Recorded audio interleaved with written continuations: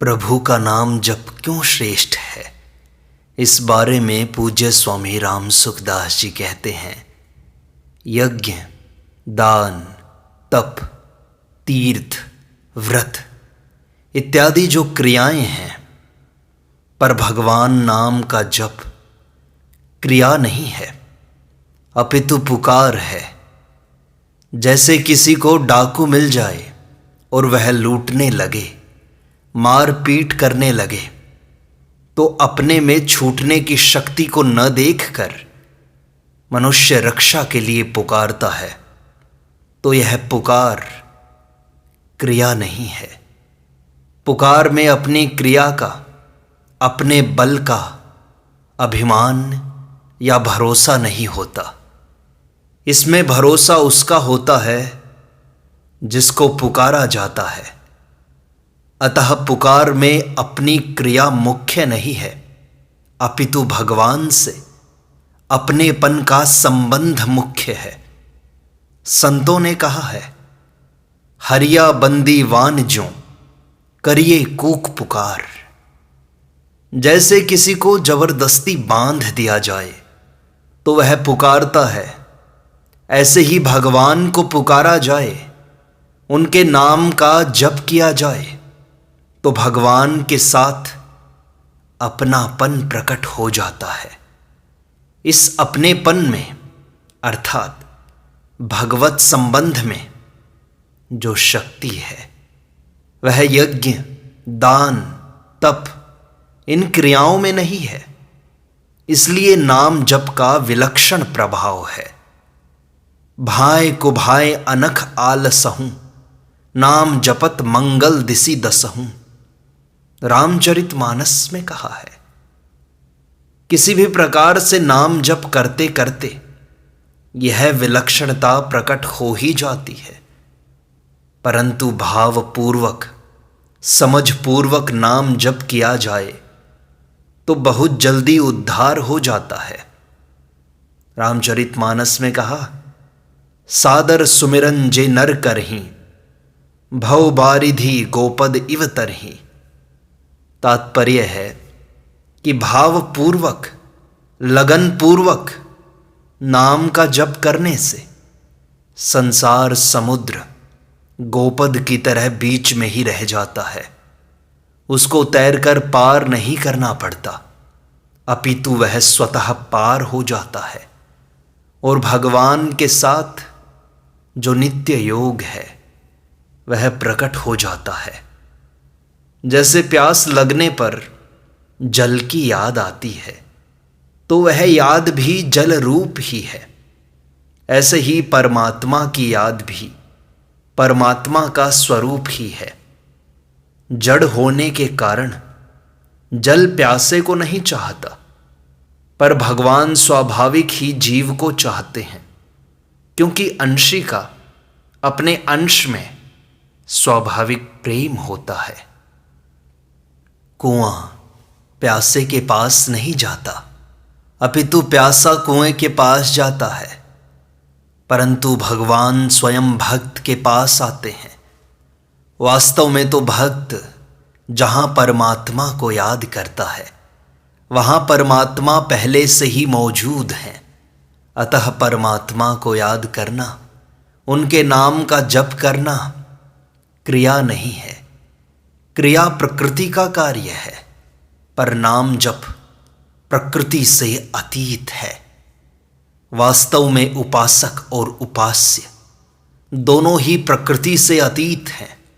अतः नाम जप से स्वयं परमात्मा के सम्मुख हो जाता है, क्योंकि पुकार स्वयं की होती है, मन बुद्धि की नहीं होती। इसलिए नाम जप गुणातीत है। सांसारिक अथवा पारमार्थिक कोई भी क्रिया की जाए वह जड़ के द्वारा ही होती है, परंतु लक्ष्य परमात्मा रहने से वह जड़ क्रिया भी चेतन की ओर ले जाने वाली होती है। श्रीमद् भगवद गीता में भगवान कहते हैं, कर्म चैव तदर्थीयम सद इत्येवाभिधीयते।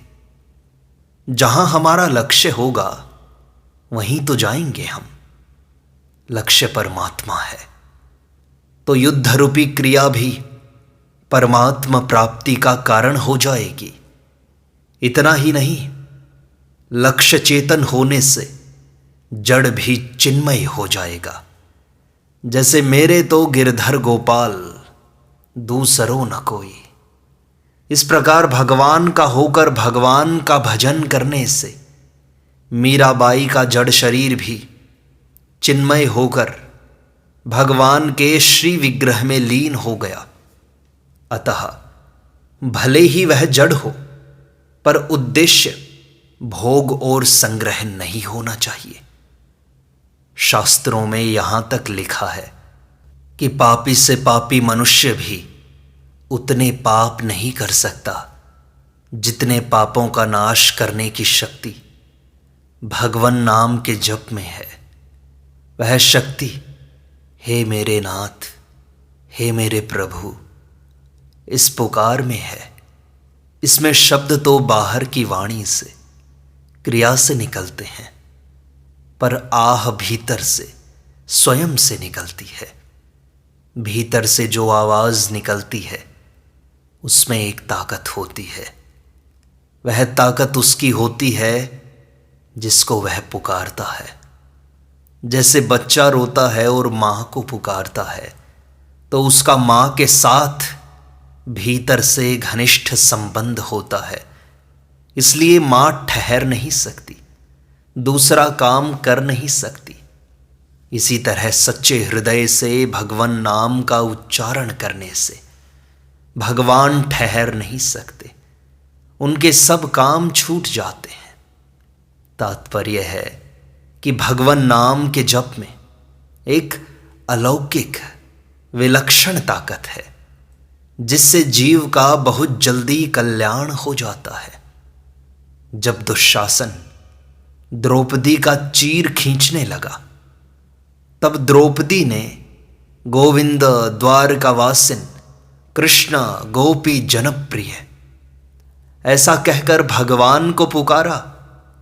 पुकार सुनते ही भगवान आ गए, पर उनके आने में थोड़ी सी देरी लगी, क्योंकि द्रौपदी ने भगवान को द्वारकावासिन कहा तो भगवान को द्वारका जाकर आना पड़ा। अगर वह द्वारकावासिन नहीं कहती तो थोड़ी सी देर भी नहीं लगती, भगवान तत्काल वहीं प्रकट हो जाते। एक भगवान कृष्ण का भक्त था और एक भगवान राम का भक्त था। दोनों ने अपने अपने इष्ट देव को पुकारा तो भगवान कृष्ण बहुत जल्दी आ गए, पर भगवान राम को आने में देरी लगी।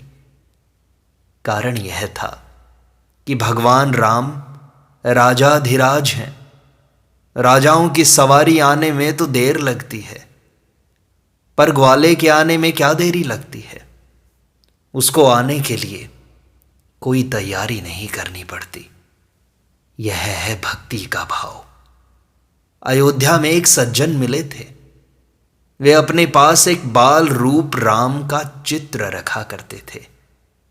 उन्होंने कहा कि मैं तो बाल रूप राम जी की उपासना किया करता हूं।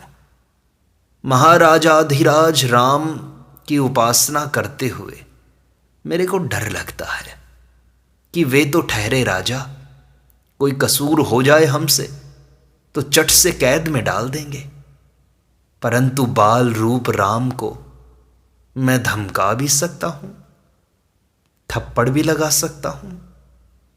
ऐसे ऐसे भक्त होते हैं, ऐसी ऐसी होती हैं भक्तों की भावनाएं। अगर मनुष्य नाम जप को क्रिया रूप से न लेकर पुकार रूप से ले तो बहुत जल्दी काम हो जाएगा और भगवत प्रेम की, भगवत संबंध की स्मृति जागृत हो जाएगी मनुष्य के अंदर।